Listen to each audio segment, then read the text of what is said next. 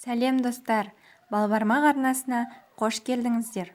Бүгін сіздермен өте нәрлі, құнарлы, ағзаға пайдалы, дәмді горох супын әзірлейтін боламыз. Отбасыңыздың ең сүйікті тағамына айналатынына мен сенімдімін.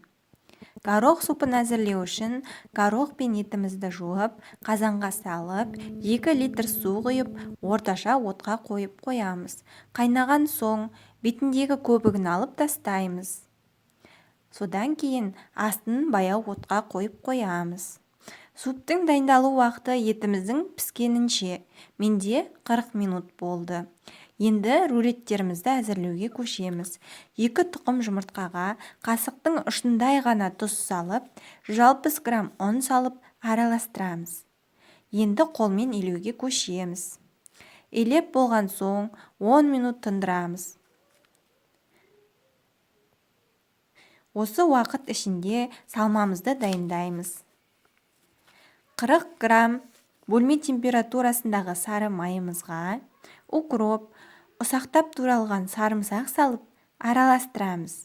Енді қамырымызды жұқа етіп жайып, салмамызды барлық жеріне жағып, жайып, рулет етіп ораймыз.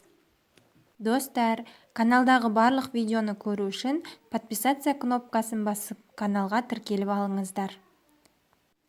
Рулеттің шеттерін міндетті түрде осылай бүріп шығамыз. Одан соң кішкене бөлшектерге видеодағыдай бөліп шығамыз да, ыдысқа салып, морозильникке қоя тұрамыз.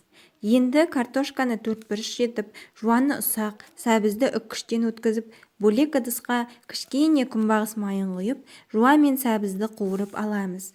Одан соң қазанға картошка мен жуа сәбізімізді бірге салып, 5 минут қазанға пісіріп аламыз. Одан соң қазанымыздың крышкасын ашып, ішіндегі піскен етімізді алып турап қоямыз.